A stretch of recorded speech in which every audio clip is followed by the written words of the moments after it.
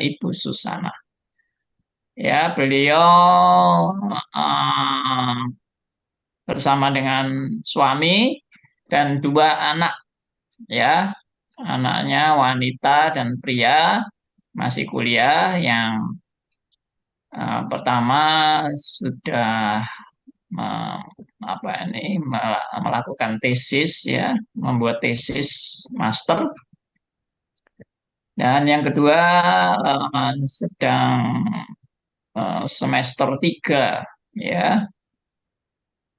Beliau melayani di gereja GKY Balikpapan, sering mengikuti kegiatan-kegiatan STRIS waktu itu, ya, lalu STEMI, ya, KKR regional dan sebagainya. Kemudian beliau juga berlatar belakang pendidikan accounting. Pekerjaannya sekarang di asuransi AXA sebagai agency director. Oke, puji Tuhan. Saya langsung saja memberi kesempatan kepada Bu Susana untuk ya, sharing Ya, bagaimana pergumulan Bu Susana di dalam perjalanan hidup yang berlika-liku ini. Silakan Bu Susana. Ya, shalom semuanya, shalom Pak Andi Halim juga terima kasih untuk kesempatannya. Suara saya terdengar ya Bapak Ibu ya, Sangat situasinya. jelas.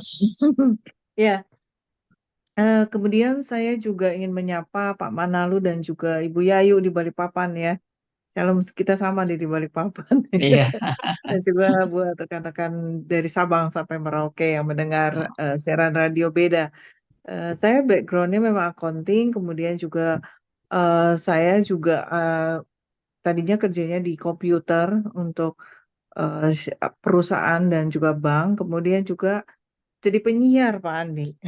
Oh, ya. Ya, di radio rohani ya, Gospel Spirit Station itu di Balikpapan karena saya dari Jakarta, karena suami ditugaskan di Balikpapan sehingga kami pindah dari Jakarta ke Balikpapan. Jadi sama ya sekeluarga lah gitu. Nah, jadi di Radio Sakakala di Balikpapan ya, saya jadi station manager juga jadi penyiar di sana sekaligus. Nah, teman-teman semuanya, saya panggil teman-teman aja ya biar berasa muda juga kan. Hmm. Oke, teman-teman semua, jadi di awal itu saya tuh hidup sehat.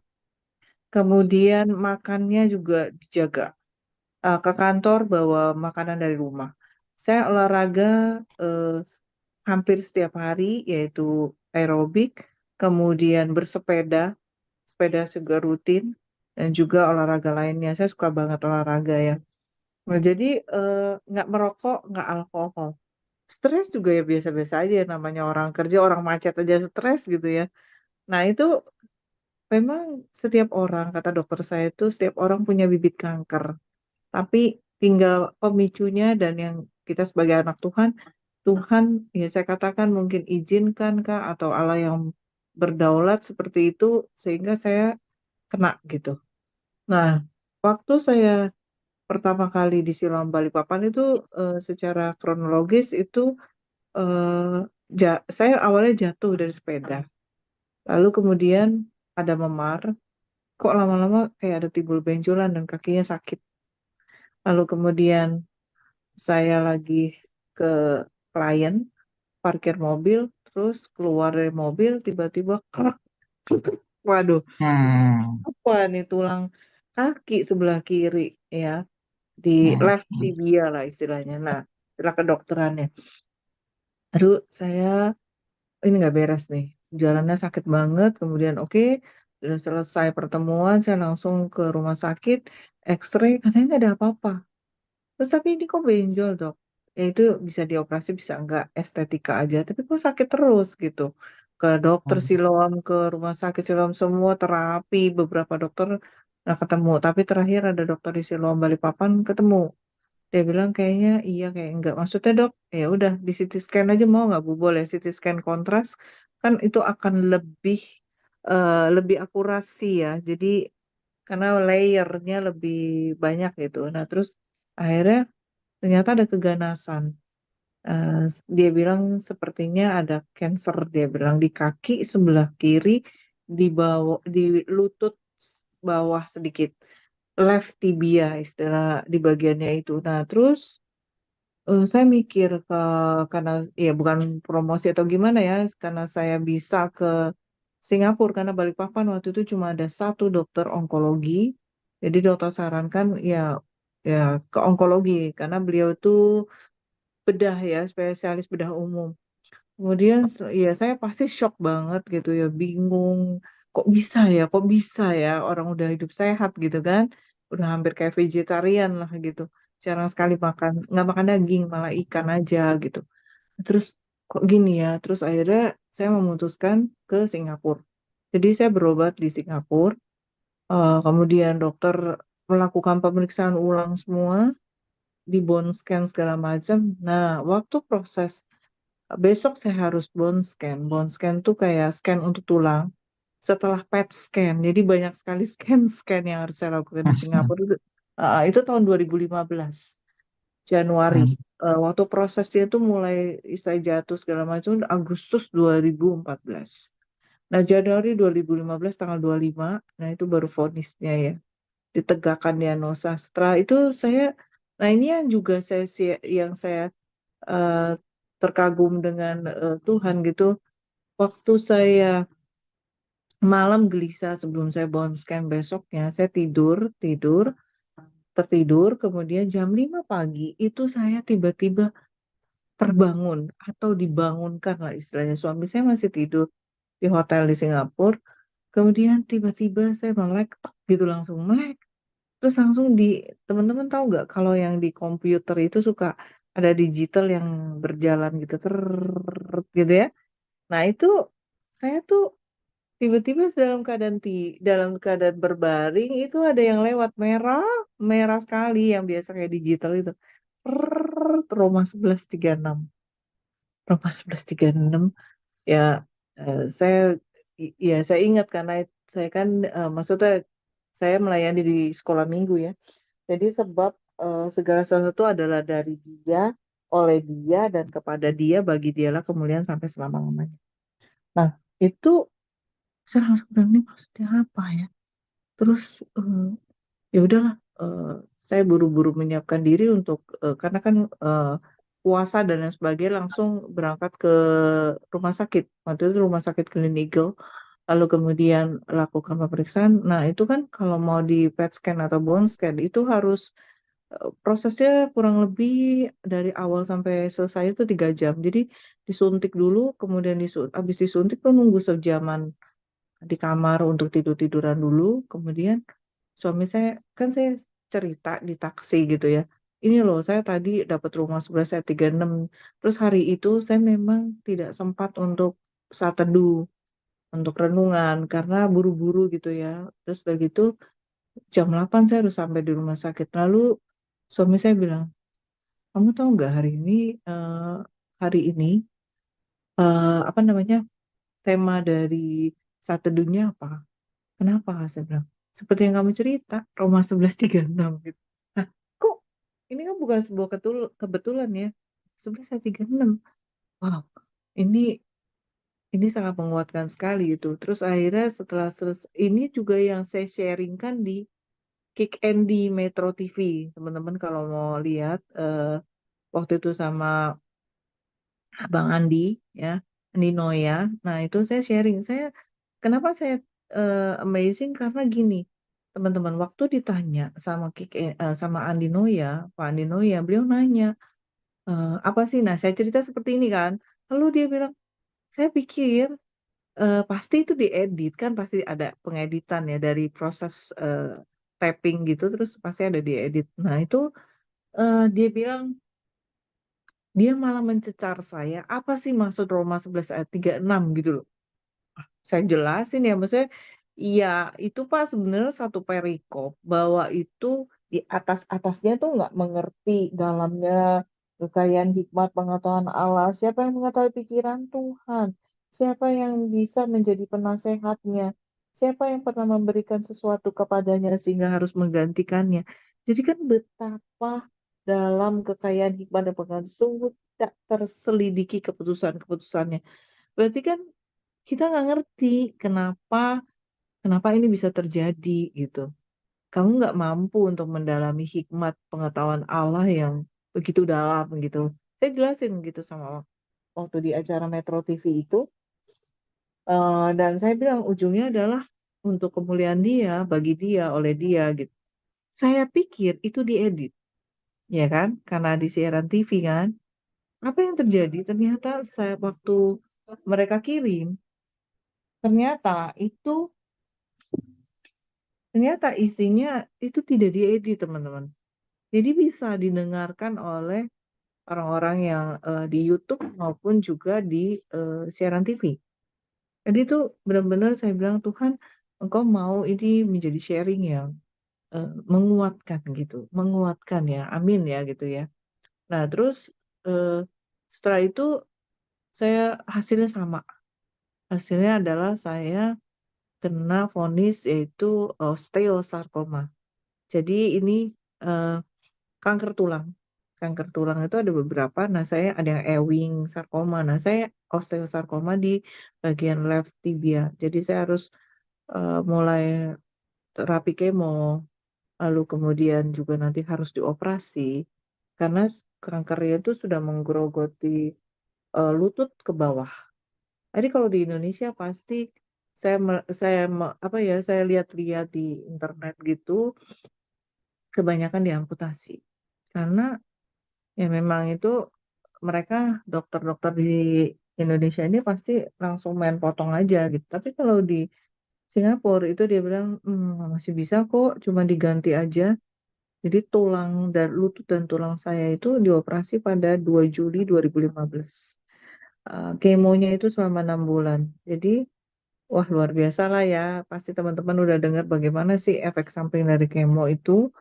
Udah nggak enak banget dan juga botak gitu ya segala macem. Eh, Sehingga juga turun berat badan yang drastis seperti itu.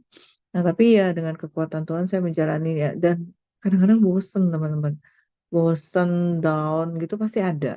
Yang namanya eh, pasien kanker itu tantangannya adalah bosan, jenuh dan lama.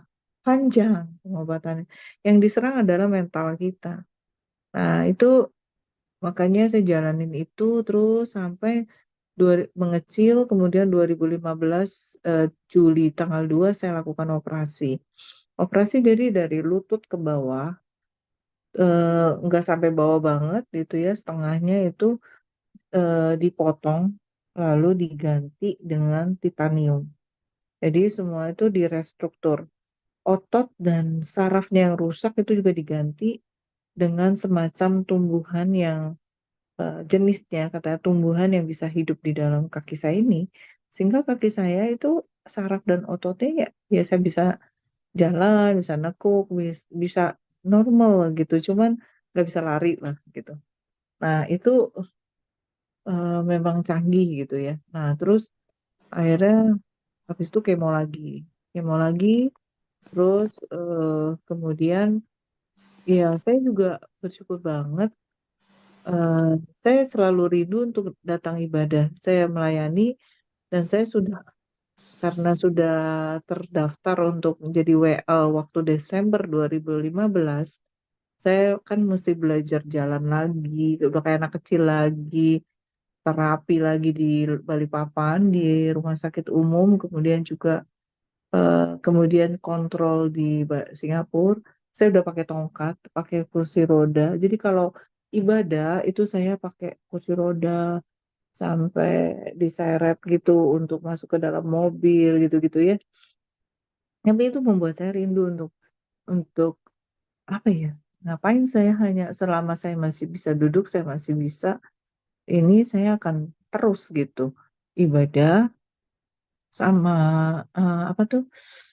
Saya masih waktu itu majelis ya. Jadi saya hadirin rapat itu eh, yaitu kaki saya satunya ngangkat di kursi roda ya karena kan nggak boleh ditekuk gitu. Nah terus sampai saya jadi WL itu pakai tongkat di Natal. Mereka bilang digantiin aja, enggak saya bisa kok. Akhirnya lancar acara itu dengan pertolongan Tuhan.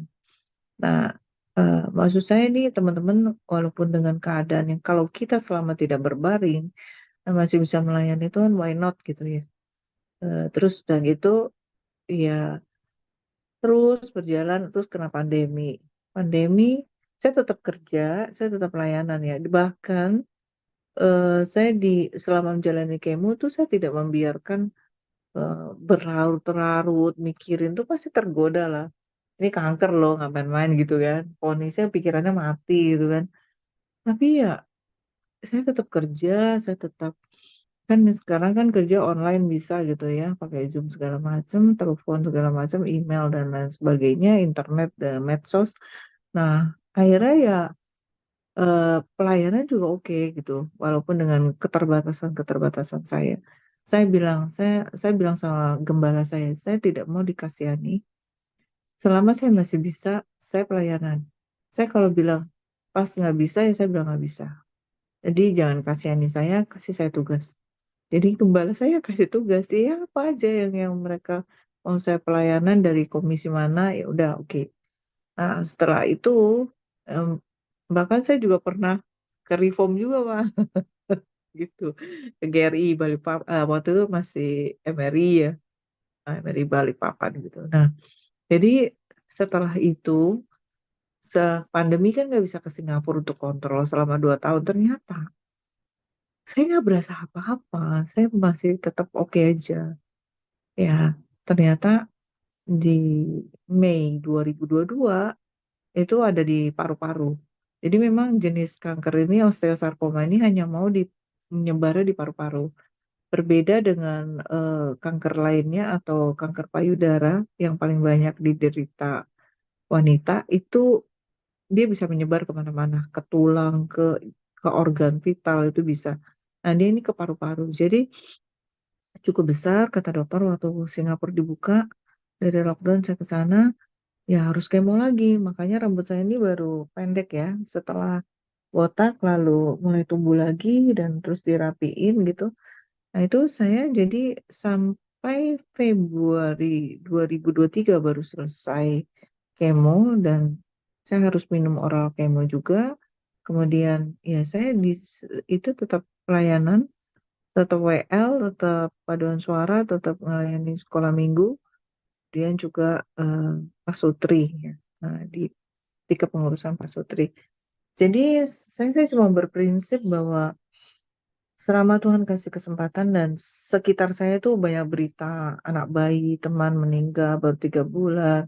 Ada nasabah saya juga beberapa yang 40 tahun, 45 tahun itu meninggal karena jantung di dapurnya tetangga saya, bla bla. Pokoknya banyak ya. Karena saya di insurance jadi di pengalaman seperti seputar sakit dan meninggal itu banyak ya. Maksudnya pengalaman di lapangan. Nah itu saya mikir, nah, selama saya masih diberikan kesempatan, why not gitu.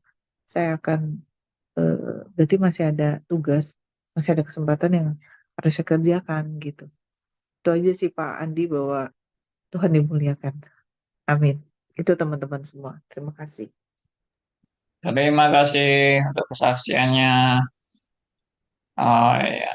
Ibu Susana ini sering ngobrol-ngobrol dengan saya. Kalau saya ke Balikpapan, beliau Iya, selalu tanya sama saya kapan ada waktu ngobrol-ngobrol ya iya, dengan betul. suami, lalu sharing-sharing. Ya, saya juga sangat dapat banyak berkat ya dari sharing-sharingnya Bu Susana. Bagaimana beliau terus berjuang hidup untuk jadi berkat bagi orang lain. Beliau juga penyiar di radio, juga memberitakan kebenaran. Ya, saya bersyukur sekali melihat kehidupan Bu Susana yang tidak menyerah ya dengan keadaan-keadaan yang cukup berat yang dialami.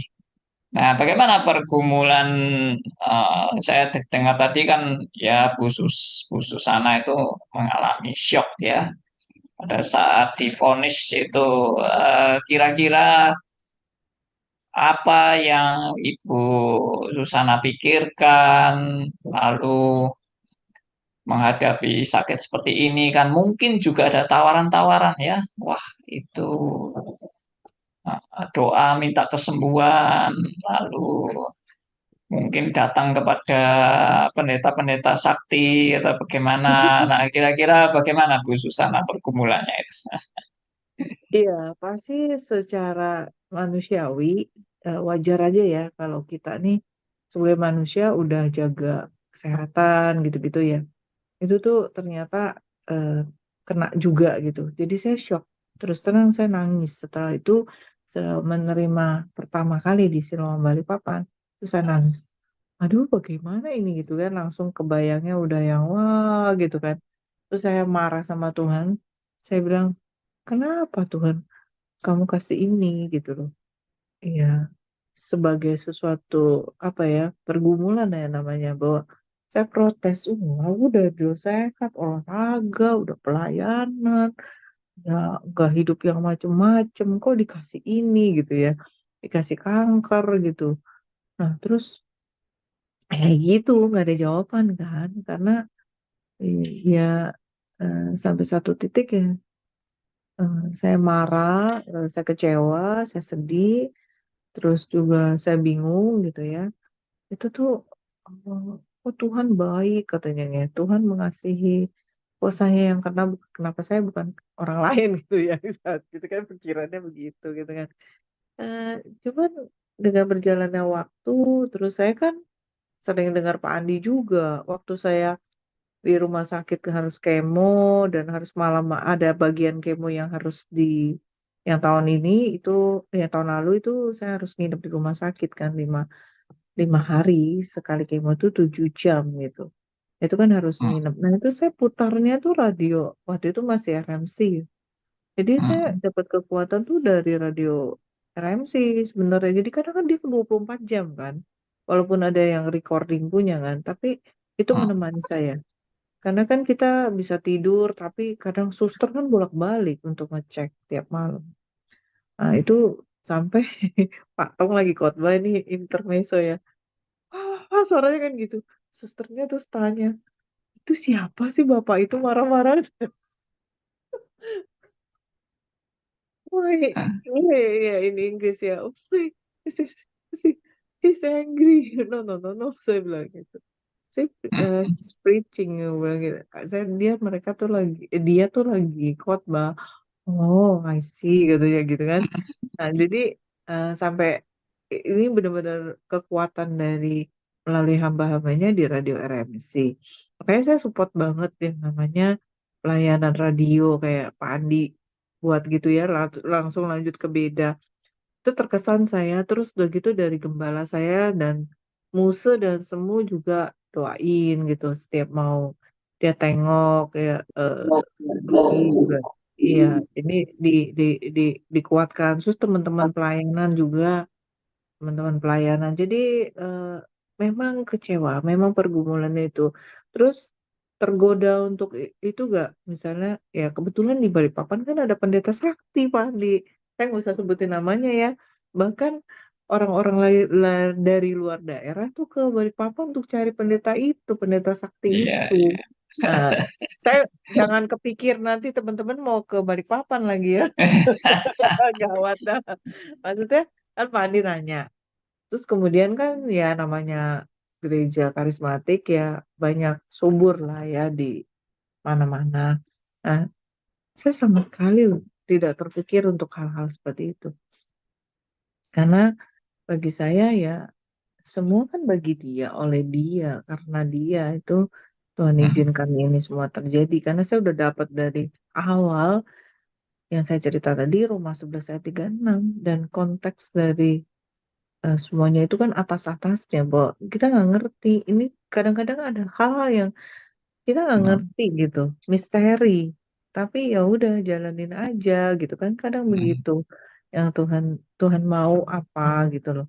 Ya, saya nggak tergoda sih untuk hal seperti itu cuman ya hmm, saya malah larinya ke suplemen yang bagus gitu terus makanan yang bernutrisi terus sama saya ikut ikut apa namanya ikut komunitas-komunitas kanker yang hmm, sehat ya Terutama ada satu komunitas namanya Faith, itu orang-orang yang mm, berobat 90% di Singapura, orang Indonesia, kemudian sepuluh Hmm. persennya adalah yang berobat di Indonesia. Jadi itu yang sampai Oh. kita mendirikan dua rumah singgah di Jakarta, itu dekat lokasinya dekat Yayasan Kanker. Maksudnya dekat rumah sakit kanker ya, apa yang namanya saya lupa. Teman-teman yang di Jakarta itu rumah sakit kanker ya. Eh, nah itu kita sama teman-teman dirikan itu, yang satu untuk anak-anak sakit jantung, yang kelainan jantung, yang satunya namanya RSF, Rumah Singgah Faith, nama grupnya Faith. Kebetulan saya founder dari Faith itu untuk komunitas itu. Jadi Hmm. bertemu di sana, kemudian akhirnya berkembang, akhirnya mendirikan yang namanya Rumah Singgah dua, yang satu untuk orang-orang kanker, dan kita syaratnya adalah pasien BPJS kelas 3. Jadi teman-teman kalau misalnya ada orang yang luar daerah, teman-teman tahu, mereka kan kalau pasien kanker itu tuh harus punya rumah singgah atau rumah kos-kosan karena lama, pengobatannya panjang, karena harus kemo, harus kontrol, harus operasi mungkin, dan habis operasi. Nah, di rumah singgah itu, yang satunya lagi, RSF 2 itu untuk anak-anak. Jadi pasien anak-anak, khususnya untuk kelainan jantung. Nah, itu teman-teman bisa kasih informasi sehingga teman-teman, dan puji Tuhannya kebanyakan yang saya lihat dari pasien-pasiennya itu adalah mostly 90% itu orang-orang Muslim. Nah, sedangkan pendirinya itu kebanyakan mostly juga anak-anak Tuhan gitu. Jadi sampai saya di sananya bersih banget, dan higienis ya menurut saya, dan sangat manusiawi rumah singgahnya gitu. Malah mereka tanggal 17 ini dibawa ke Ancol sama pengurusnya, dibawa ke Ancol jalan-jalan seharian, makan dan lain sebagainya. Memang itu agenda rutin setahun 2 kali. Jadi teman-teman, saya cuma mikir perjalanan saya sakit kanker ini adalah sebuah hal yang membuat saya bisa kemana-mana gitu pelayanannya gitu. Jadi juga di Balikpapan ada komunitas kanker, jadi kan kita juga bisa kasih tahu, ada yang kesulitan dana dan lain sebagainya, itu bisa menjadi berkat. Misalnya saya dapat dari teman-teman topi-topi atau rambut palsu gitu ya, itu kan bisa disalurkan dari teman-teman yang di Jakarta, itu bisa disalurkan. Seperti itu sih Pak. Oke, oke. Ya, jadi eh, memang di radio RMC yang dulu saya pernah membahas ya tentang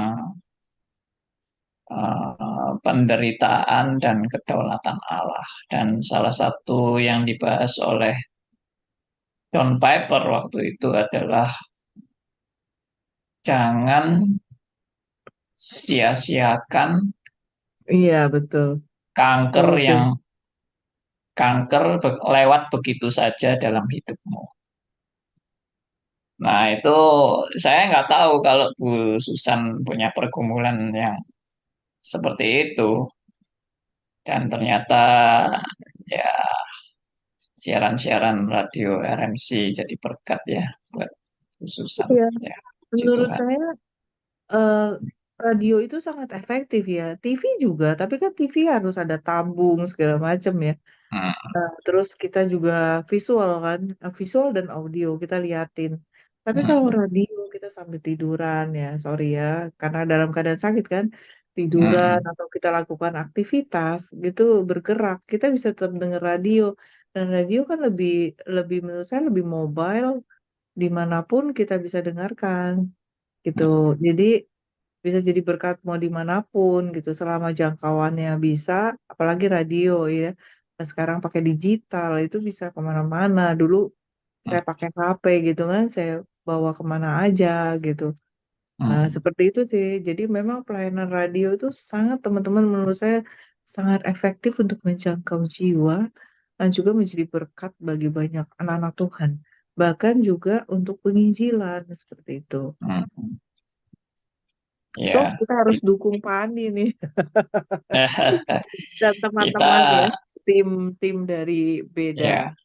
kadang-kadang kita nggak terpikir ya bahwa radio kita ini bisa didengar orang-orang di rumah sakit, ya, Iya, Pak, bener. kita yang lagi kesepian mungkin, lagi bergumul, ya Iya, Pak, banyak itu saya sampai masalah. dari 24 jam tuh nyala loh, Pak. Kayak udah mau habis, Hmm, saya colok dulu sejam gitu kan. Nah, itu tuh hmm, nyala terus. Jadi, ya paling kalau udah siang kan mungkin ada banyak aktivitas, ada yang nengok segala macam, baru saya ya, matikan ya, gitu ya, kan. Itu malam-malam, saya merasa malam-malam yang sunyi, malam-malam yang gelap, malam-malam hmm, saya nangis gitu. Itu ada radio RMC waktu itu gitu. ah, Kok setuju sesuai itu, ya dengan yang saya lagi lagi down banget gitu kan. Kok sesuai ya ya, gitu. oke, oke, oke. Bagi teman-teman yang nggak tahu ini ya, radio beda sekarang, RMC menjadi radio beda, saudara bisa mendownload ya aplikasi radio radio beda ini di handphone Anda yang Android, ya. Kalau Anda punya HP Android, Anda bisa ke Play Store-nya, Anda bisa ke Play Store-nya dan Anda cari search radio beda, kemudian Anda download atau install radio beda di handphone Anda, lalu langsung Anda bisa dengar siaran kami 24 jam ya di aplikasi Play Store Android. Kalau di iPhone atau Apple, Anda perlu mendownload aplikasi namanya Radio FM ya. Radio FM itu gambarnya di aplikasi itu ada gambar radio kecil gitu, lalu warnanya yang biru. Anda pilih yang warna biru, nah, itu judulnya, namanya Radio FM aplikasinya. Nah, setelah Anda aplikasi radio itu Anda install, Anda pasang, lalu pilih Indonesia, lalu setelah pilih Indonesia, Anda search radio beda. Nah, nanti langsung ketemu, langsung klik favoritnya, supaya lain kali Anda masuk ke radio FM itu langsung di-linkkan ke radio beda. Ya, sedikit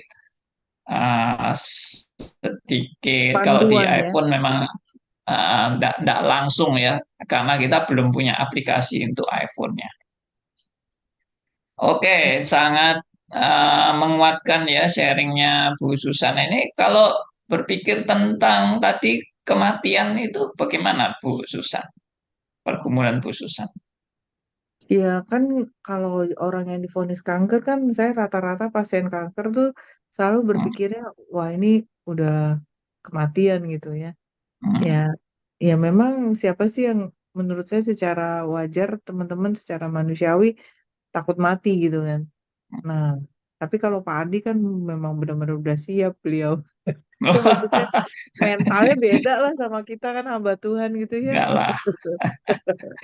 Nah, maksud saya ya, ya pasti kekuatan-kekuatan eh, dari pengalaman-pengalaman hal-hal yang di sekitar kita gitu tentang kematian gitu-gitu ya pasti ada kedukaan seperti itu. Tapi ya itu pun saya masih gentar ya sampai saat ini. Tapi ya yang pastinya kan orang percaya harus tidak takut dengan kematian karena kan sebenarnya ada kehidupan kekal ya bersama dengan Tuhan Yesus gitu. Maksud saya sebenarnya berpindah saja gitu. Ya simpelnya begitulah Pak. Ya, Ya yang penting kan bagaimana kita mengisi selama kita hidup di dunia gitu.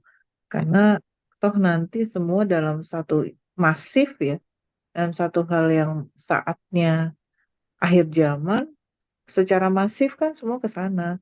Cuman yang duluan ini kan ya nyicil gitu, ngantri. Tapi kan ujung-ujungnya nanti masif kan akhir zaman kan dihakimi biasanya gitu. biasanya nggak mau antri duluan ya. Saya antri belakangan aja. Ya, tapi kita nggak bisa Ya, yang namanya resiko kematian itu pasti ada. Ini kan di iya. dunia ini lahir, kemudian Oh, yang namanya sakit dan karena saya bidangnya seperti ini ya memang menurut survei pun 80% orang meninggal itu karena sakit. Sakit betul. dulu baru meninggal. Yang Hmm, 20%-nya itu berbagai sebab. Langsung, kecelakaan, dan ini kita tidak bisa milih kapan waktunya, yes. cara bagaimana meninggalnya, itu kita nggak Hmm, bisa milih. Yang hmm, jelas, setiap fase kehidupan itu ada yang namanya resiko.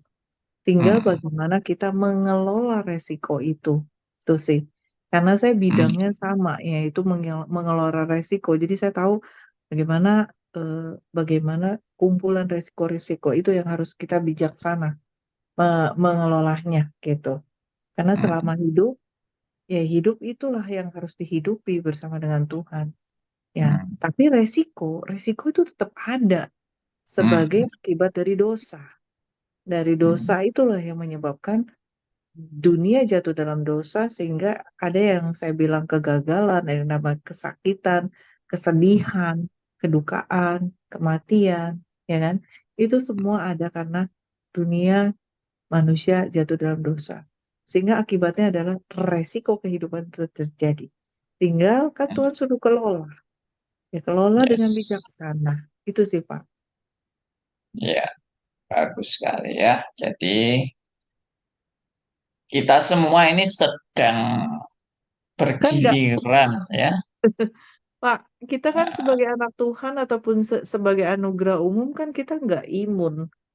Nggak imun yang yes. namanya resiko. Nggak, siapa yang bisa menjamin kamu nggak sakit? Siapa Iya. nggak jamin kamu akan nggak mati? Itu kan namanya manusia siapapun, hamba Tuhan pun, sekalipun atau orang yang pintar kaya sekalipun dia nggak imun untuk yang namanya resiko. Hmm. Tuh, Pak. Kecuali hamba Tuhan itu dalam mimpi ya. Oh iya ke neraka turun naik dia Pak. Jalan-jalan tour and traveling. Dalam mimpi dia sebagai orang sakti yang tidak akan bisa sakit ya. Oke. Bagaimana dengan suami dan anak-anak menghadapi ini? Mungkin Bu Susana bisa sharing Ya, juga. puji Tuhannya benar-benar saya tidak salah memilih dalam mengelola. Jadi yang belum merit nih teman-teman yang Ya. dengar itu benar-benar pergumulan saya sampai puasa untuk bisa Hmm. menetapkan bahwa inilah pilihan gitu. Itu doa dan puasa loh Pak Hadi. Oh ya, Penting ya. Iya karena kan itu seumur hidup loh. iya. Bayangkan kamu seumur hidup sebelah bangun itu diranjang suamimu atau pasanganmu kan. Hmm, Bagaimana kita bisa seumur hidup gitu kan. hmm, Jadi suami anak-anak sangat sangat mendukung, sangat mensupport saya, menemani saya sampai saat ini untuk hmm, bolak-balik berobat. Menemani hmm, saya, mensupport saya, menguatkan saya dan support dari keluarga bagi pasien kanker itu sangat penting sekali, sangat hmm, berefek sekali karena dan ada yang bilang bahwa benar banget pasien kanker menyebabkan keluarganya juga menjadi ya mengalami keberatan, ketidaknyamanan seperti itu, ikut hmm, menanggung lah istilahnya pasien kanker keluarganya tuh ikut menanggung apa yang hmm, terjadi dari si pasien kanker dengan efek-efek psikis maupun juga keuangan finansial itu semua hmm, ikut. Jadi eh, benar-benar butuh sekali support dari keluarga. Anak-anak saya tuh waktu itu masih SMP dan SMA kalau nggak salah. Itu ya, itu SD malah ya, ada yang SD 6. Itu tuh sangat-sangat mendewasakan mereka secara dini hmm, menurut saya. Karena mereka tuh udah sering saya tinggal. Karena berobat kan bisa hmm, sampai seminggu kadang di hmm, Singapura, pulang lagi, ntar 2 minggu, balik lagi ke Singapura. Nah, hmm, Mereka tuh untung ada susternya yang dari 3 bulan melahirkan, 3 bulan tuh bayi, sampai sekarang masih ada di kami. Jadi benar-benar bisa menjaga keluarga saya gitu. Tuhan pakai dia gitu. Jadi apa ya? Anak-anak saya tuh secara dini jadi dewasa dalam hal berpikir, dalam rohaninya. Mereka tuh tetap tidak mengutuki Tuhan, tidak kecewa, tidak cuma mereka mungkin bertanya-tanya. Saya kadang apa ya, kadang jelaskan. Nah, mereka bisa berdoa, bisa bilang mami harus kuat kan ada Tuhan Yesus gitu loh. Secara anak-anak mereka tuh udah bisa seperti itu. Itu Ya, sih Pak yang saya dapati bahwa memang keluarga itu penting, keluarga itu menanggung apa yang terjadi dengan efeknya akibat daripada pasien pasien kanker. Jadi juga sekaligus saya himbau teman-teman benar-benar mencari jodoh itu sulit, misteri, tapi harus harus dipikirkan bahwa itu perkawinan tuh bukan karena usia, jadi melebar dikit aja ya, karena keterpepet usia, karena udah nggak ada yang mau lah gitu gitu ya, atau karena desakan dari keluarga sehingga merit aja deh. Saya pikir Tuhan tuh sudah tahu apakah kita akan eh, sebaiknya menikah ataukah memang panggilan Tuhan untuk selibat. Jadi menurut saya sih, eh, saya cuma mikir akhir-akhir ini bahwa berkeluarga itu adalah sebenarnya membentuk generasi bagi Kristus untuk generasi-generasi berikutnya. Jadi kamu mau generasi Kristus yang gimana kalau kualitas daripada pasanganmu itu tidak memenuhi seimbang dan sepadan yang seperti Tuhan mau. Nah, itu generasi berikutnya apa yang kamu mau? Jadi bukan hanya kawin 2 orang gitu ya, terus udah punya anak gitu. Ini generasi seperti apa? Generasi Kristen yang seperti apa yang kamu akan seizin hmm, Tuhan itu untuk bagi hmm, pekerjaan Tuhan kan bisa jadi anak kita bisa jadi pendeta atau jadi jadi dokter tapi melayani itu loh yang pandangan jauh hmm. ke depan yang harus dipikirkan sih. Yes. Ya, suatu kesaksian yang sangat membangun kita semua ya, dan mengingatkan kita banyak hal yang kita harus siap ya menghadapi segala risiko dalam kehidupan. Ya, memang maunya sih kita sehat terus, kalau bisa nggak pernah sakit, kalau bisa nggak mati gitu. Ya, tapi Hmm. Nggak bisa, uh, Pak. ya, tapi itu mimpi ya, itu mimpi. Realitanya kita memang sedang bergiliran menghadapi kematian. Jadi yang menghadapi kematian itu bukan hanya orang yang kena kanker. Semua orang menghadapi kematian, cuma waktunya aja yang kita nggak tahu kapan. Jangan dikira juga yang sehat-sehat, oh masih lama, nggak akan mati. Bisa ada orang sehat tiba-tiba mati, banyak. Ya, saya kira Akhir-akhir ini banyak. iya, khususan pasti punya pengalaman itu. Banyak orang-orang yang sehat, yang sakit malah nggak mati-mati, yang sehat tiba-tiba mati ya. Nah, itu juga bisa terjadi seperti itu.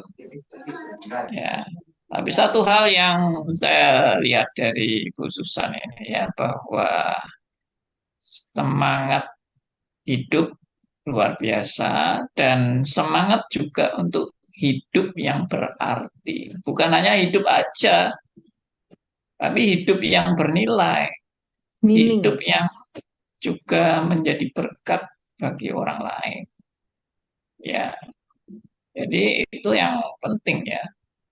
Saya teringat pernah saya sharingkan ya, seorang teman saya yang sudah almarhum itu bernama Meriana Rungkat.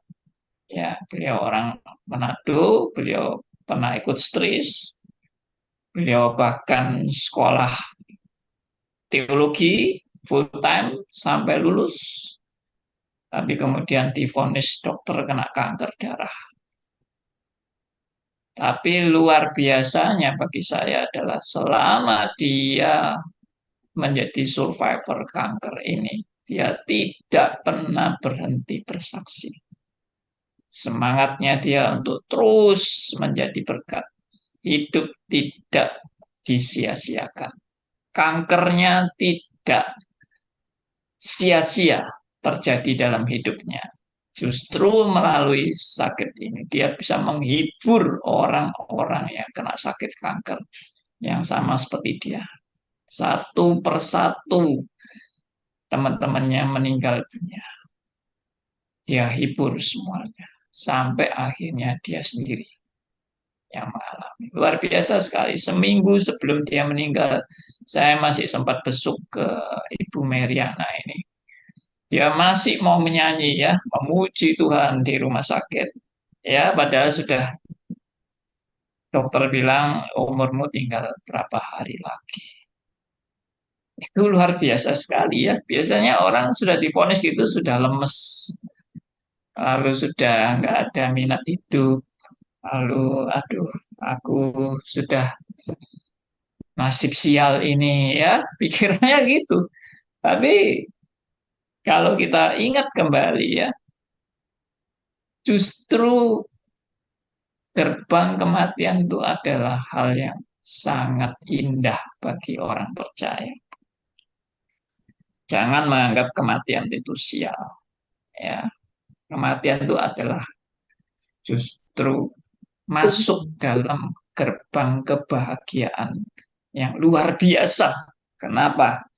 Karena bertemu dengan Allah Tritunggal, muka dengan muka. Bertemu juga dengan pendahulu-pendahulu kita, ya, dan mengalami satu ya kebahagiaan yang amat sangat luar biasa.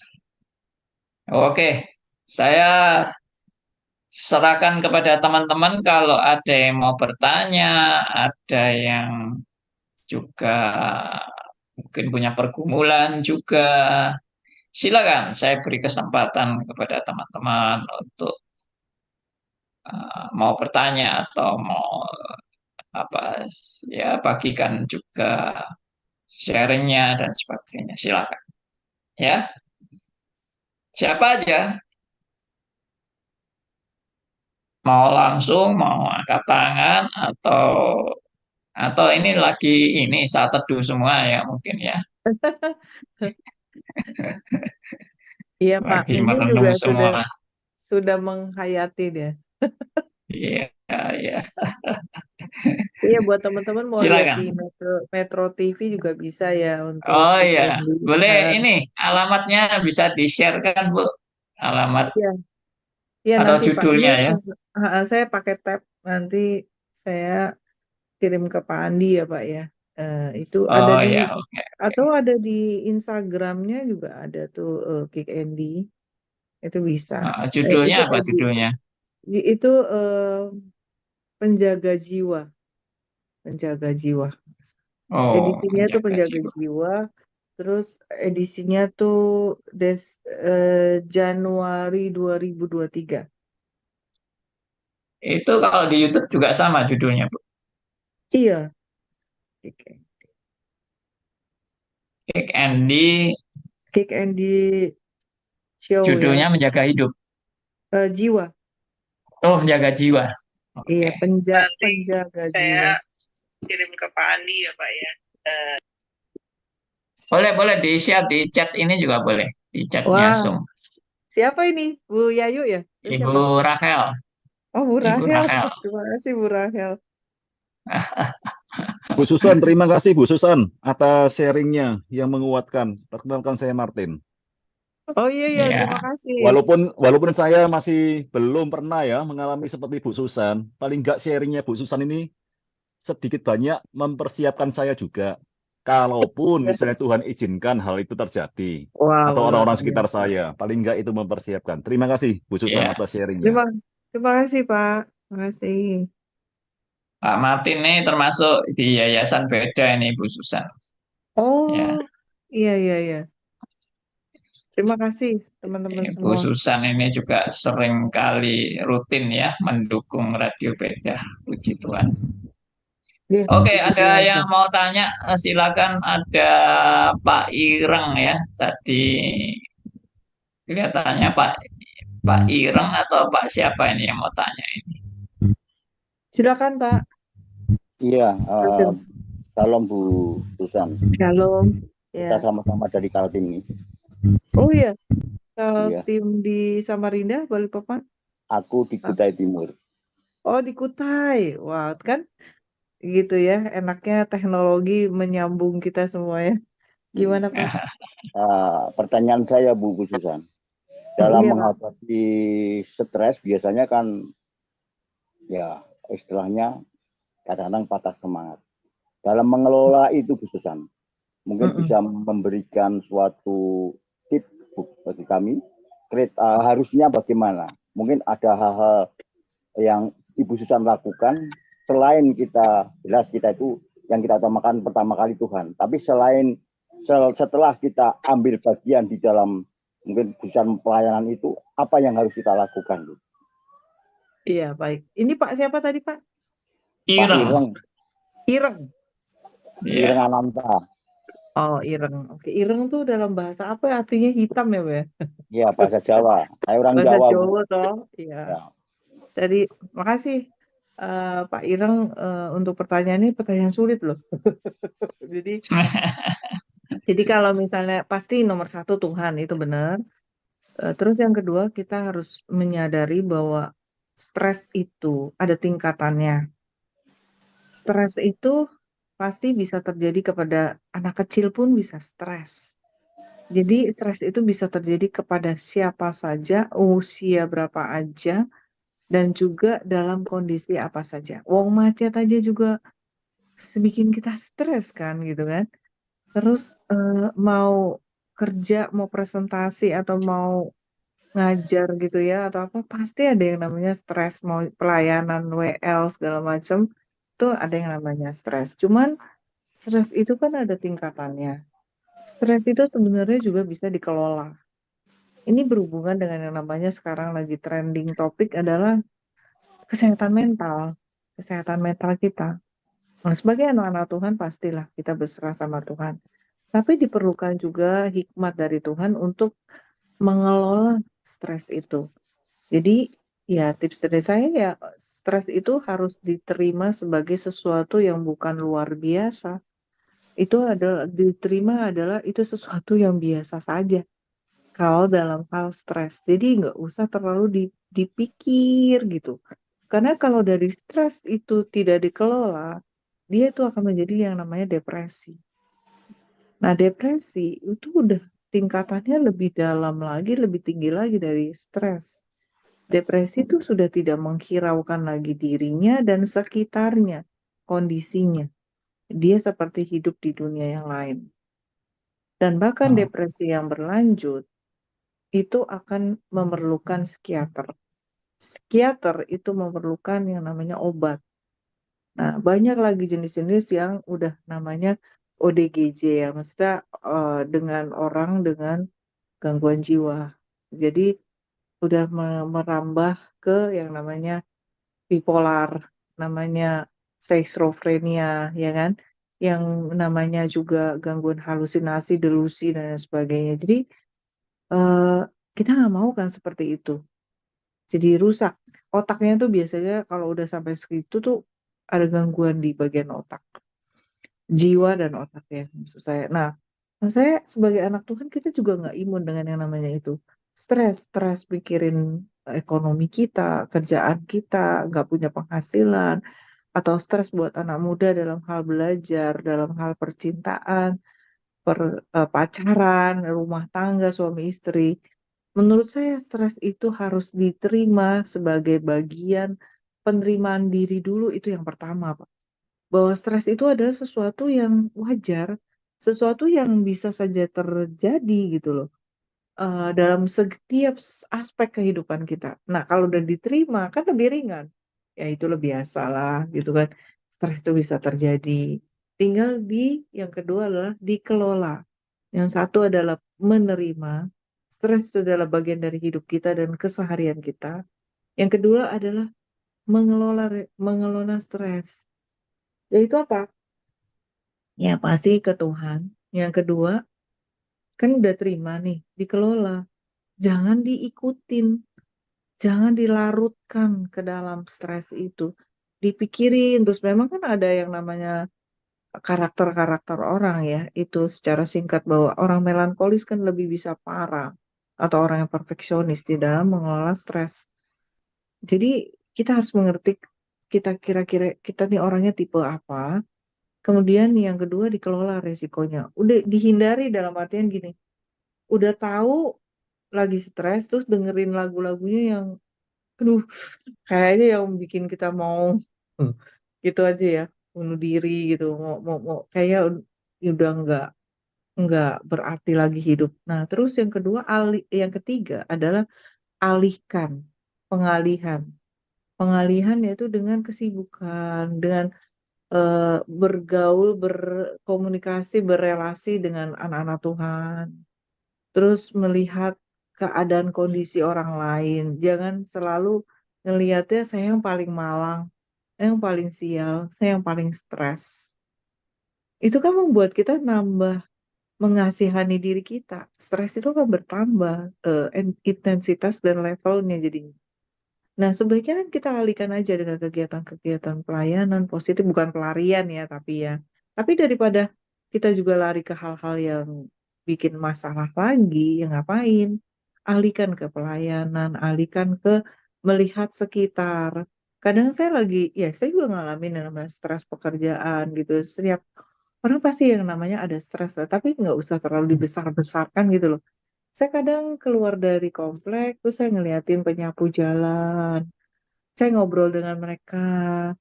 Oh, itu membuat saya lebih fresh ya. Maksudnya ternyata di dunia ini bukan kita sendirian ya yang mengalami yang namanya kesulitan hidup gitu. Terus permasalahan gitu. Terus ngobrol sama anak-anak kecil. Saya kan suka anak-anak gitu.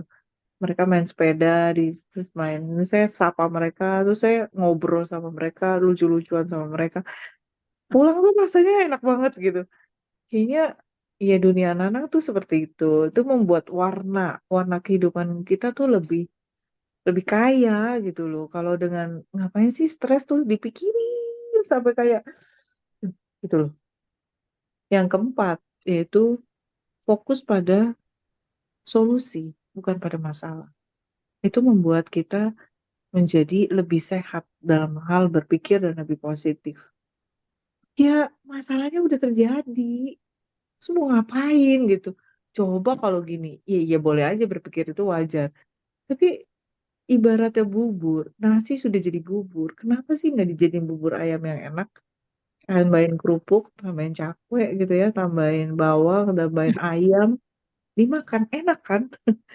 Jadi fokuslah pada solusi bukan pada masalah. Masalah itu akan membuat kita tambah stres. Tapi fokus pada solusi. Yang penting sekarang solusinya apa? Kalau saya begitu sih.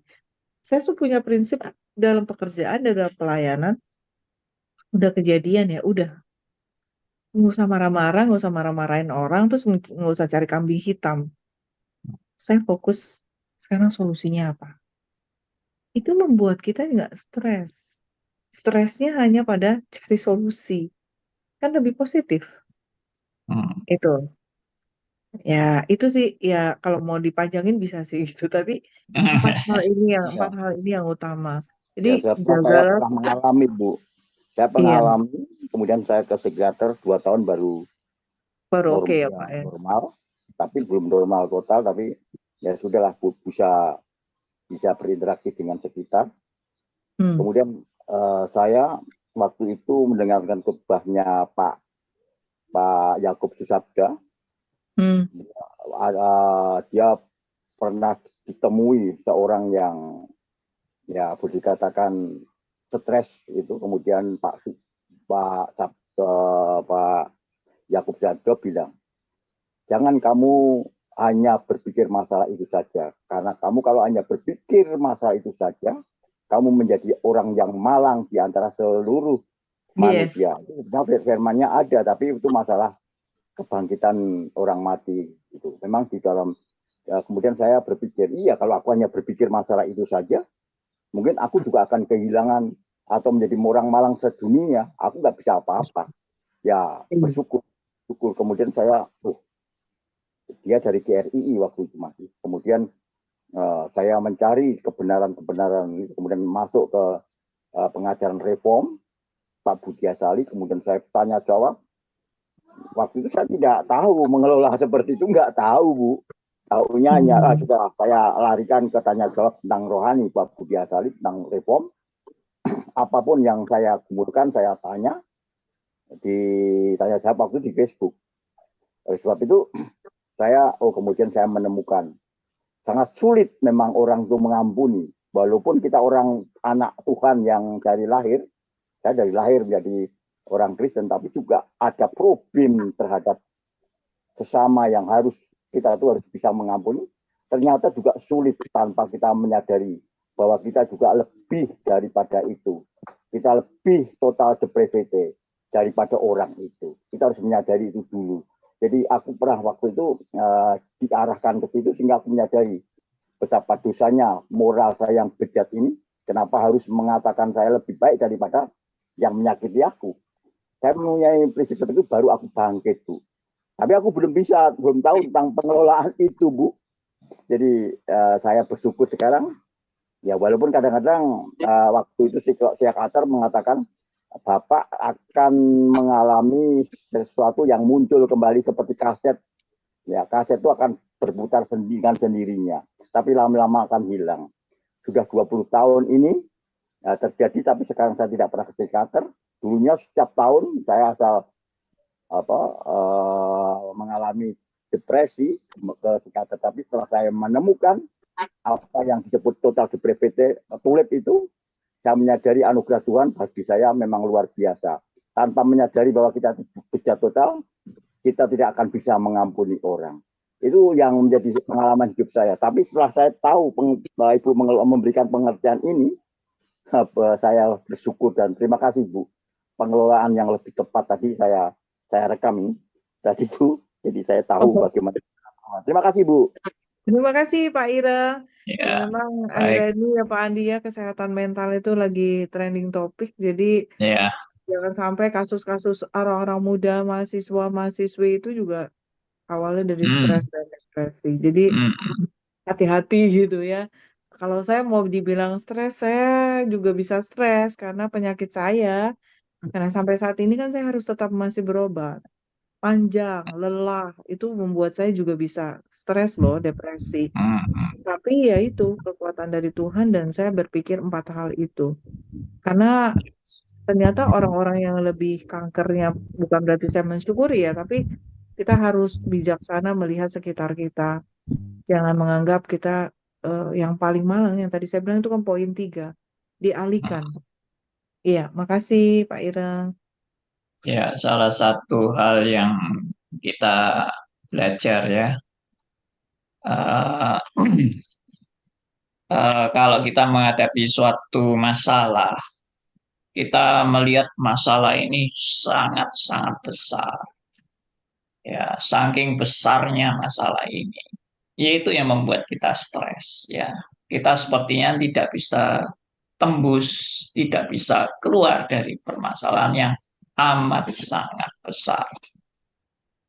Tetapi kalau kita menyadari bahwa masalah yang sangat besar ini ternyata ada yang jauh lebih besar dari masalah kita, ya. Lalu masalah yang kita anggap besar ini ternyata kecil sebetulnya. Karena ada masalah yang lebih besar dari masalah yang kita hadapi. Apa itu masalah yang lebih besar dari yang kita hadapi? Yaitu sebetulnya masalah misi kerajaan Allah. Dalam hidup orang percaya itu sebetulnya yang terbesar bagi hidup orang percaya itu adalah misi kerajaan Allah. Itu mestinya menjadi agenda terbesar sehingga yang lain-lain itu ya masalah tapi nggak bisa tidak akan bisa melampaui yang namanya misi kerajaan Allah ya dan anugerah di dalam Yesus Kristus yang menjadikan hidup kita menjadi hidup yang berarti dan bernilai. Nah, itu suatu hal yang mengalihkan ya, mengalihkan dan seperti yang tadi Bu Susan bilang, jangan dipikiri terus karena sebetulnya yang harus dipikiri itu misi kerajaan Allah bukan kankernya kita. Kalau kita malah mikiri kankernya kita terus itu malah makin membunuh kita.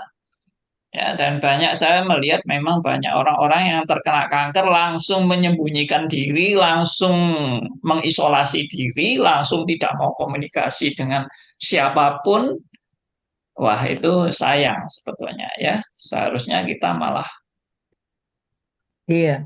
Pak Andi, buka. sorry Pak Andi. Sorry Ya, Pak Andi, oke. itu ada beberapa pertanyaan Ya, dari chat tuh, sekarang dari ada sini. beberapa pertanyaan kita ini ya. Tadi juga ada yang mau bicara langsung sih. Oh ya, apa? Ah, ini saya satu-satu ya. Saya tadi ada yang memberitahu apakah itu Darmais yang dimaksud oleh Bu Oh iya Susan benar, itu kanker, iya ya. betul. Lokasinya tuh dekat belakangnya kanker Darmais, Pak. Jadi kalau Oke, misalnya mau nanti saya bisa tanya Pak Andi, nanti saya kasih tahu alamat lengkapnya gitu. oke, baik. Ada yang tanya Ibu Susan berapa usia menikah? Saya menikah menikah usia 29, Pak. 29, 9 29. tahun. Dan Dan sudah Agustus yang lalu sudah 25 tahun. hmm, Kawin perak ya istilahnya ya, nikah perak. ya, ya, ya. Saya juga kenal baik sama suaminya Bu Susan ini ya, orangnya humoris ya. Mungkin itu yang menyebabkan Bu Susan juga Iya nggak Pak, terlalu bener. stres ya. Dia bisa bercandain dan ketawa-ketawa gitu. Iya, suka bercanda itu suami. Lucu lah kayak pada Iya, iya, bilang. iya. Kalau ketemu dia selalu ketawa-ketawa. Oke, lalu ini ada dari Bu Dian juga ya, mempertanyakan ini mengelola stres ya ada kebiasaan secara konsumsi yang perlu dibagikan. Nah, kira-kira bagaimana Bu Oh, untuk oke. konsumsi? Ya, pasti kalau kami pasien kanker, tapi juga ini bukan hanya pasien kanker, tapi juga perlu kita sebagai orang yang sehat ataupun juga mau menjaga kesehatan, selain Hmm, mengelola stres itu kan dalam hal psikis ya.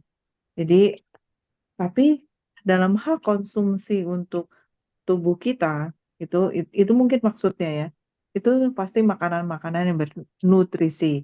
Ya, karena kalau saya untung sehat, sehingga saya tidak ada sakit apapun, cuma kanker, sehingga bisa langsung dilakukan treatment kemo. Tapi kalau Anda punya sakit yang lain, itu harus distabilkan dulu sebelum kemo. Karena kemo itu merusak sel-sel yang baik dan sehat. jahat.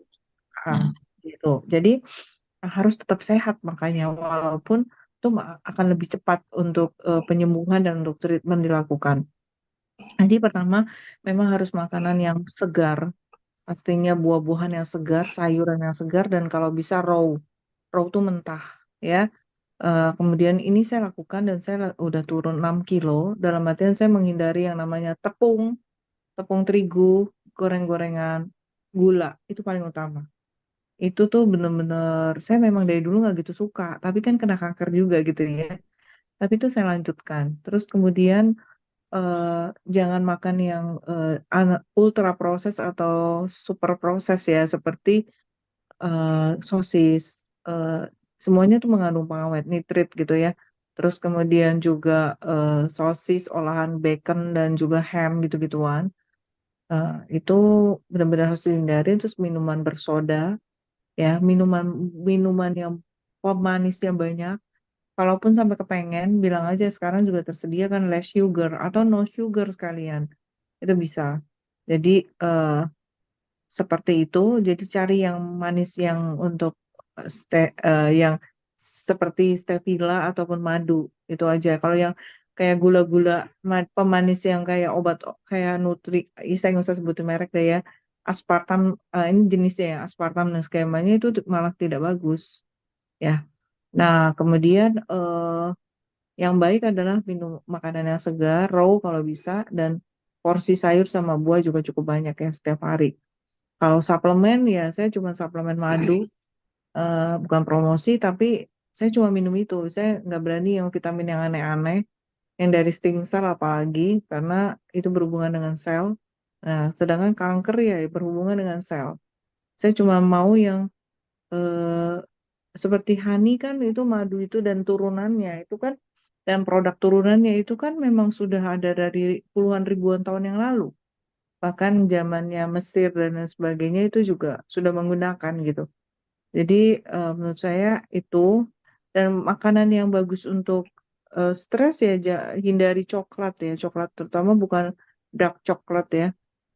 Dan juga hal-hal yang berhubungan dengan eh, kasih makanan yang sehat buat otak kita gitu. Nutrisi ke otak karena stres itu juga berhubungan dengan jiwa dan juga otak. Makanya penyakit-penyakit kesehatan mental itu, penyakit jiwa itu selalu dicek ke otaknya bagaimana kesehatan otaknya. Entah di Hmm. MRI ataupun di CT scan. Takutnya ada gangguan seperti itu.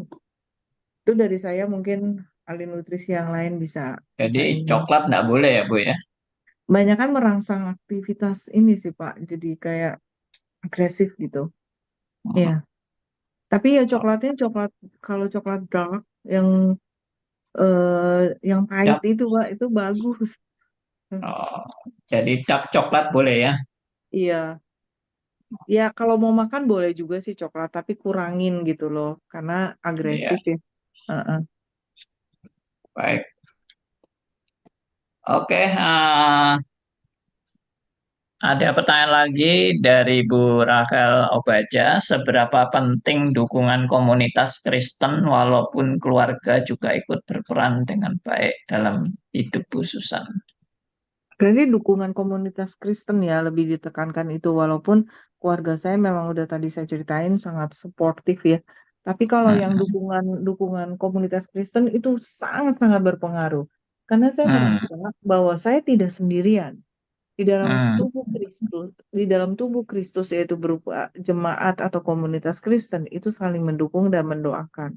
Itu satu. Saya tidak merasa sendirian, tapi ada banyak komunitas Kristen yang di sekitar saya itu mendukung saya dalam doa dan dalam perhatian gitu.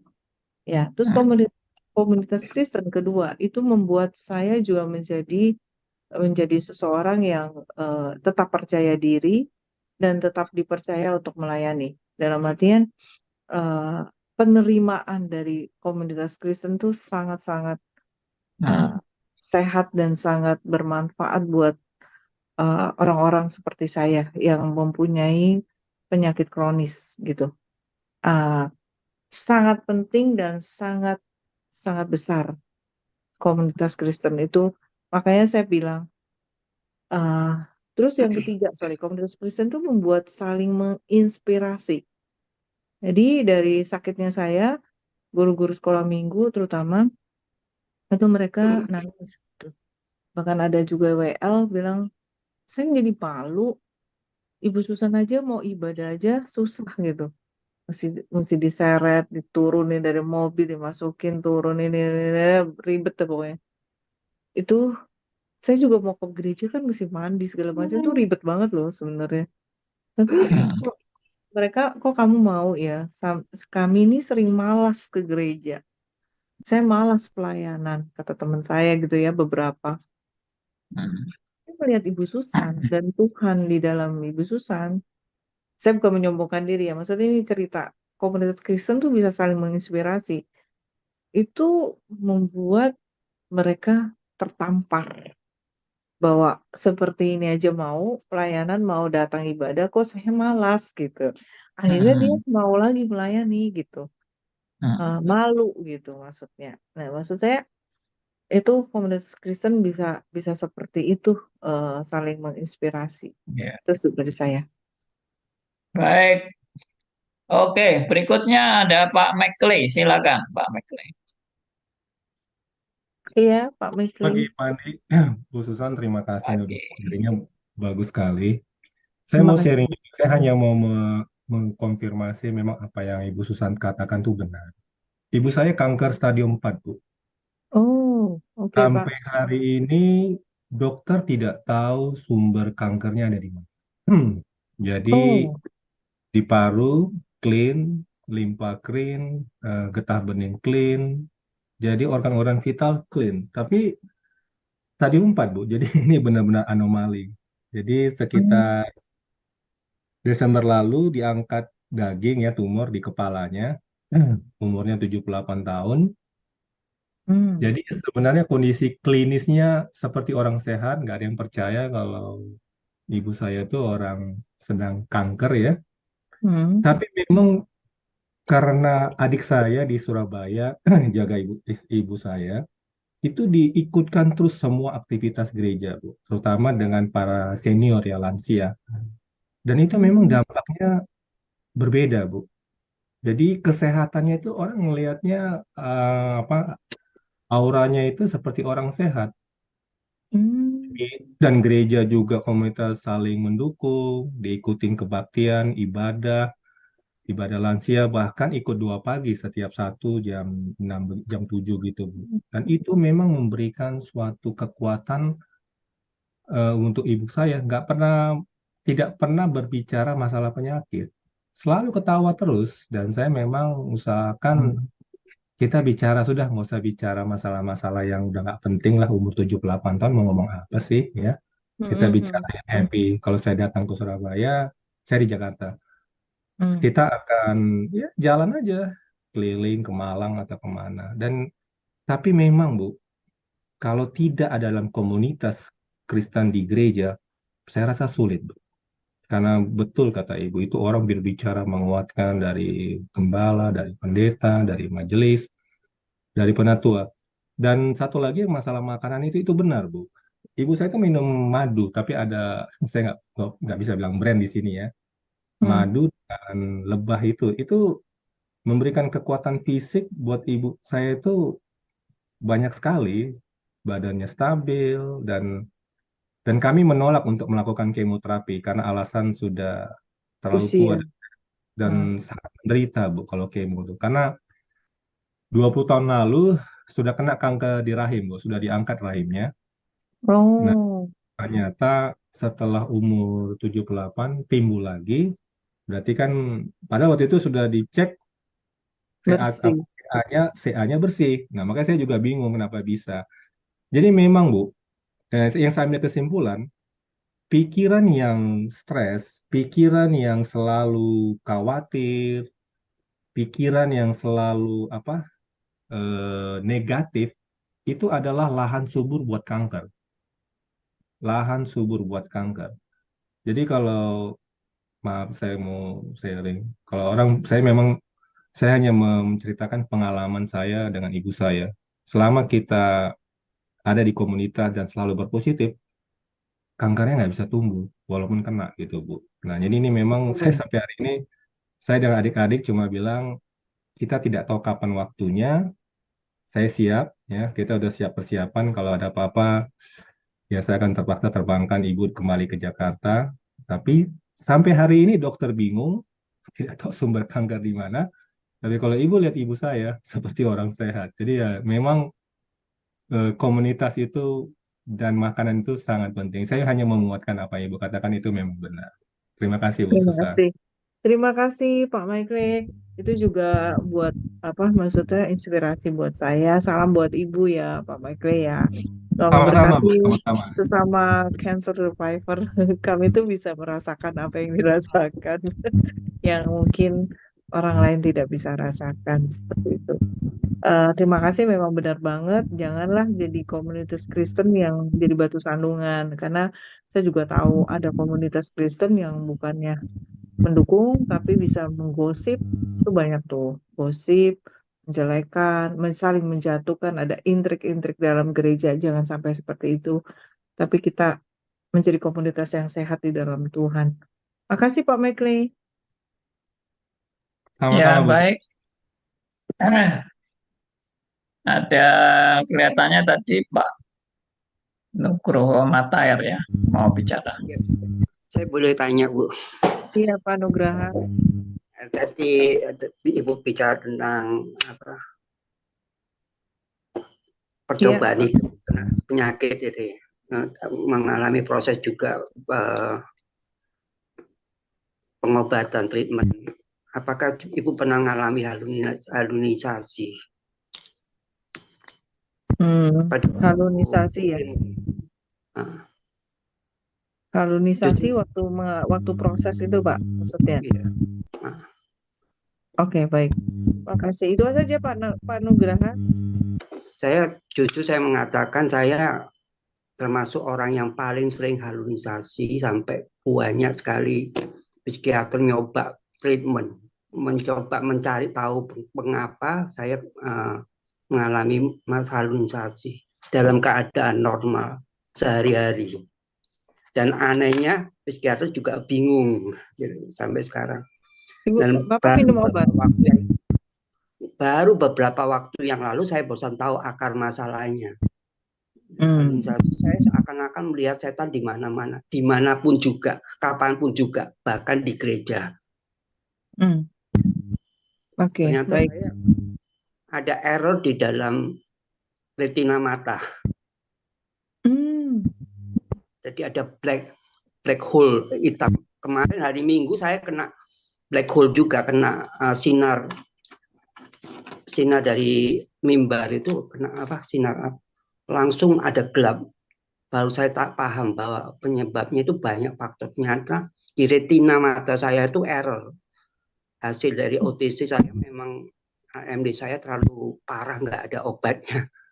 Dan belum ada jalan keluarnya. Jadi saya akan mengalami halusinasi dimanapun, kapanpun, sampai selama-lamanya kemungkinan. Jadi saya sekarang siap mental bagaimana menyelesaikan masalahnya, akan menghadapi problem ini. Oke, baik. Makasih Pak Nugraha. Mungkin saya ada beberapa saran. Cuma nanti Bapak akan tindak lanjuti mungkin ya. Nah, terus pertama saya mengalami halusinasi, saya enggak. Tapi kalau dalam pengobatan, saya pernah. Karena dalam pengobatan itu ada obat yang namanya mengandung yang namanya obat nyeri ya, terutama ya, yang dalam dosis tertentu itu membuat si pasien, kata dokter, itu akan berhalusinasi. Jadi seperti ya itu yang menyeram-nyeramkan di sekitar pada saya tidur gitu kan, gitu-gitu. Nah, kemudian kalau dibilang kayak Bapak melihat setan-setan, saya sebelum percaya kepada Tuhan, saya itu sering hampir setiap malam dan hampir setiap hari. Waktu itu saya masih agama Buddha dan saya mengurus kayak mama saya Buddha, banyak patung-patung dan saya bantu mengurus. Saya juga aktivis di Buddha. Jadi hampir setiap malam saya melihat penglihatan-penglihatan setan. Tapi sejak saya percaya kepada Kristus dan dilepaskan, kemudian juga saya juga belajar firman Tuhan yang benar, belajar doktrin yang benar, dibimbing oleh pendeta yang benar, sehingga saya langsung dari Buddha ke Kristen, dan semua langsung hilang, Pak. Semua penglihatan-penglihatan setan-setan itu semua hilang. Itu dalam segi halusinasi, mimpi dan penglihatan. Tapi kalau dalam kasusnya Bapak, berarti ini ada hal yang bukan hanya penyebabnya cuma hanya satu. Kelihatannya dalam hal psikis, kerohanian, dan saya juga nggak tahu, ya mungkin detailnya Bapak harus pergi konseling.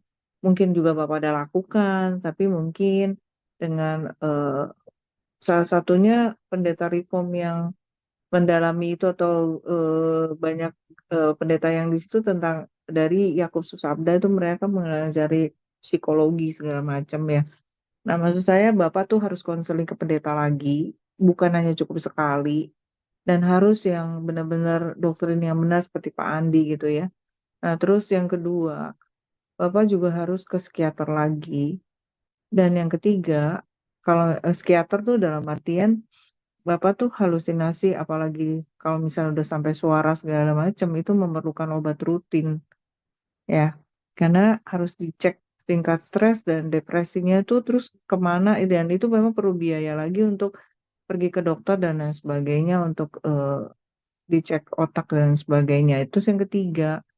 Bapak tuh harus saran saya juga kalau mata cari second opinion misalnya di Malaysia itu juga alat-alatnya canggih. Kalau perlu ke Singapura. Karena kalau di sini bilang tidak ada obatnya, saya tahu di Jakarta itu ada yang eh, namanya Dokter Ari. Itu karena saya di bidang asuransi ya Pak. Jadi saya tahu dokter-dokter yang bagus. Itu tapi jadwalnya padat. Itu dia khusus retina Pak. Dia itu di eh, Klinik Mata Nusantara KMN. Itu tuh Bapak bisa pergi dan coba cari di internet ada. Itu eh, dia ahli dalam retina. Siapa tahu bisa membantu gitu. Jadi saran saya itu ke penderita konseling, ke psikiater, dan sama ke dokter mata karena sudah ketahuan ada masalah di retina. Itu yang bisa saya sarankan karena kan saya bukan ahlinya, tapi saya melihat kalau masalah setan kayaknya harus dibereskan dengan pendeta ya. Itu kerohaniannya perlu di dideteksi, diobservasi eh, kerohaniannya, backgroundnya, dan berhubungan juga dengan otak dan kesehatan mental sama masalah mata. Itu 3 poin ya Pak yang Bapak alami. Itu saja ya Pak. Makasih. Oke, terima kasih. Saya kalau ke dokter mata sudah untuk berapa kali konsultasi dokter sama dengan hasil kesimpulannya. Penyakit saya langka, nggak ada dua, jarang sekali terjadi. Oh Dan iya. obatnya itu obatnya PGF, PEGF itu juga langka. Jadi harus inden lama barusan dapat. Itu pun uji coba dalam melokalisir permasalahan AMD langka saya ini. Jadi saya sekarang itu siap mental menghadapi problematik percobaan hidup saya sewaktu-waktu dimanapun kapanpun juga seakan-akan saya melihat bayangan-bayangan yang macam-macam padahal tidak ada bayangan itu. Oke, baik. Terima kasih ya Pak ya. Semoga ada jalan keluar dan solusi. Berdoa Tuhan kasih solusi yang terbaik. Baik Pak Andi, mungkin ada lagi mungkin sampai jam berapa ya Pak? Maaf, Ya, saya mestinya sampai jam 10. uh, Mungkin Bu Susan juga ada acara ya. saya habis ini lanjut ke kantor ada meeting Pak. Jam Oke, dua baik, belas baik. nanti. Ya, jam jam 12 tuh jam 12 Balikpapan ya. Maksudnya jam 11. Iya, jam 11 ini ya. Jam jam jam ya 11 WIB. Saya Yes, 12 WITA. Ya. baik. Kalau ada teman yang masih mau eh, memberikan sharing atau pertanyaan, kalau tidak salah tadi Om Han ya. Apa Om Han mau bicara? Mic-nya masih belum dibuka. Om Han ini senior kita ya. Ya Pak Andi, tapi saya Dia gimana? enggak bicara mengenai sakit ya. Iya, Pak. Saya bicara di pihak Tuhan. Pada waktu kita sakit, itu adalah sarana dari Tuhan supaya diri kita itu ada sangkal diri, ada hancur hati, ya, ada takluk kepada Tuhan. Itu menurut saya, karena saya juga mengalami banyak sakit dan banyak kesusahan, dan istri saya meninggal dan sebagainya. Ya, nah itu semua adalah sarana supaya kita itu mati diri. Ya, setelah kita mati, Tuhan baru bekerja dalam diri kita, memimpin kita step by step. Bukan berarti kalau Tuhan memimpin, kita tidak perlu dokter, tidak perlu obat, bukan. Ya, tetap itu kita sebagai manusia, seperti Bu Susan bilang, pakai dokter, pakai ini, pakai itu, ya dijalankan. Tetapi di pihak lain, supaya Tuhan bekerja mengatasi semuanya, kita harus sangkal diri, harus mati diri, sehingga Tuhan bisa keseluruhannya bekerja dalam diri kita, dan Tuhan memuliakan dirinya sendiri di dalam diri kita. Ya, sakit dan sebagainya itu saya ikut Zoom di gereja-gereja. Seluruh dunia itu semua orang sakit. Ya, tidak ada gereja yang tidak mendoakan jemaatnya. Banyak yang sakit. Ya, tetapi jarang saya dengar mengucapkan terima kasih pada waktu sakit. Itu jarang sekali. Ya, justru ini yang diminta oleh Tuhan. Ya, kita harus bersyukur karena sakit itu adalah sarana untuk membawa kita lebih dekat dengan Tuhan. Itu yang penting. Bagi saya, kalau kita jauh dari Tuhan, itu adalah kematian yang melebihi daripada penyakit. Ya, sebab itu saya sekarang kalau ada kesulitan apapun, ya, saya tidak memerlukan anak, menantu, atau siapapun. Saya datang kepada Tuhan. Saya ini sering jalan sambil berdoa. Jadi saya jalan di halaman ini, kompleks ini, sambil berdoa, omong-omong dengan Tuhan. Dan di sana Tuhan berbicara banyak sekali, mengarahkan hidup saya, iman saya, dan seluruhnya. Ya, itulah yang bisa saya sampaikan kepada Bu Susan, ya, yaitu bersandar kepada Tuhan. Nah, itu memang tidak gampang. Harus melalui proses kematian diri sendiri. Ya, Terima kasih. Tuhan memberkati. Ya, Tuhan Terima kasih, Pak Hans. memberkati. Ya, terima kasih Pak Hans. Itu sangat Ya, berarti buat saya bahwa saya harus memang saya lupa bagian saya juga jelaskan bahwa waktu kecewa langsung menerima, nggak lama menerima. Kalau nggak menerima, pengobatan juga tidak akan efektif karena kita tidak mau menerima bahwa ini semua yang tadi Pak Hans bilang menyangkal itu benar banget. Menerima diri, menyangkal, dan biar Tuhan dimuliakan sebagai sarana itu. Makasih ya Pak Hans ya, mereminder ya, saya. Oke, Ya, oke, semua dalam kedaulatan Tuhan dan Tuhan amin. selalu melakukan semua demi kebaikan anak-anaknya.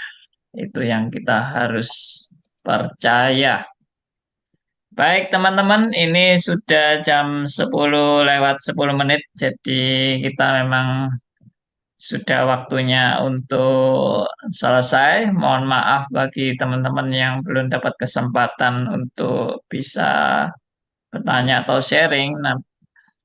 Namun kita masih ada kesempatan-kesempatan untuk belajar terus di Radio Veda dan kita juga akan terus bertumbuh dalam anugerahnya ya. Terima kasih sekali lagi buat Bu Susana atas sharingnya yang sangat menguatkan kita semua dan menjadi berkat ya dan menjadi kemuliaan bagi nama Tuhan seperti Roma Amin. 11 ayat 36 ya, segala sesuatu adalah dari Dia dan Baik. oleh Dia dan kepada Dia, bagi Dialah kemuliaan sampai selama-lamanya.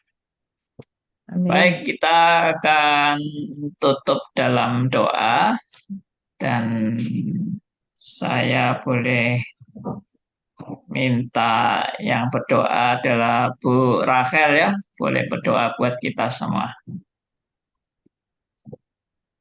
Masih standby Bu Rachel? Ya, Pak. Iya, silakan Bu Rachel.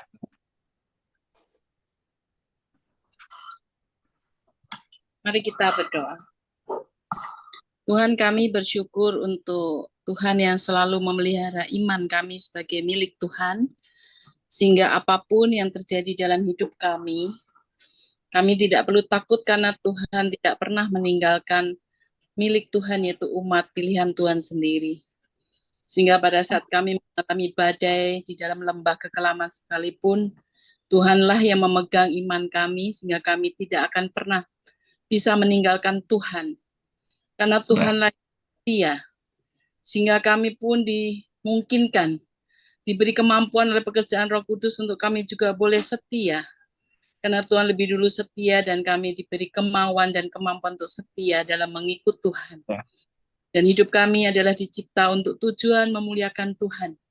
Hidup bagi Tuhan. Mati adalah keuntungan dan hidup adalah bagi Kristus.